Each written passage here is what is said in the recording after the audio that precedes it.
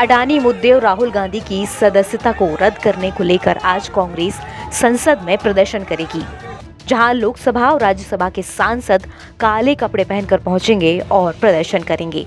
राहुल गांधी की लोकसभा सदस्यता छीनने के बाद कांग्रेस और बीजेपी के बीच परसेप्शन वॉर शुरू हो चुकी है।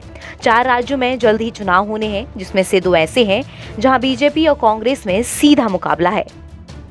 कांग्रेस विक्टिम कार्ड खेलते हुए वोटर्स की सहानुभूति बटोरना चाहेगी, जबकि बीजेपी की कोशिश होगी कि वो राहुल के बयान को ओबीसी का अपमान प्रचारित कर पिछड़े वर्ग का समर्थन हासिल कर जीत दर्ज करे।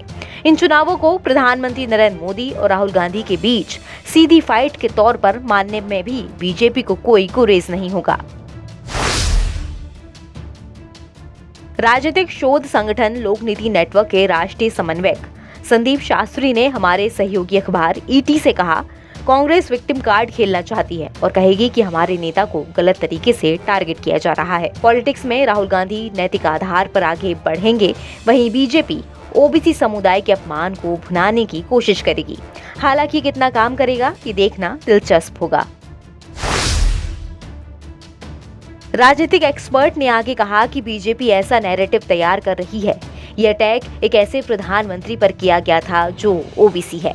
बीजेपी नेताओं को लगता है कि रणनीति उनके हित में काम कर सकती है, क्योंकि कांग्रेस के ज्यादातर क्षेत्रीय नेता ओबीसी हैं और वो विधानसभा चुनावों में पार्टी का चेहरा भी है।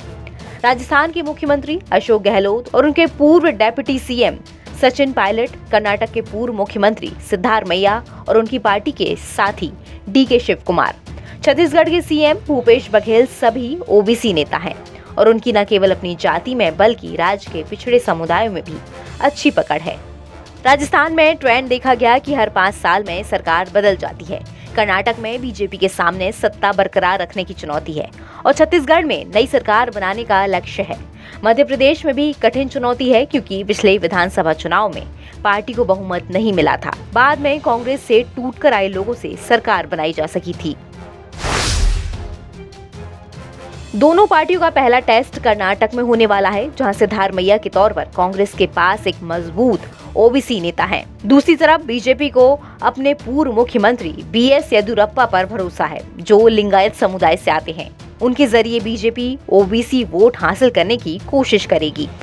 बीजेपी के राष्ट्रीय महासचिव और कर्नाटक के विधायक सीटी रवि ने ईटी से कहा, देश के सबसे बड़े नेता और एक ओबीसी मोदी के खिलाफ बदजुबानी का मुद्दा पिछड़े समुदायों में गूंजेगा और विधानसभा चुनावों में कांग्रेस को इसकी कीमत चुकानी होगी।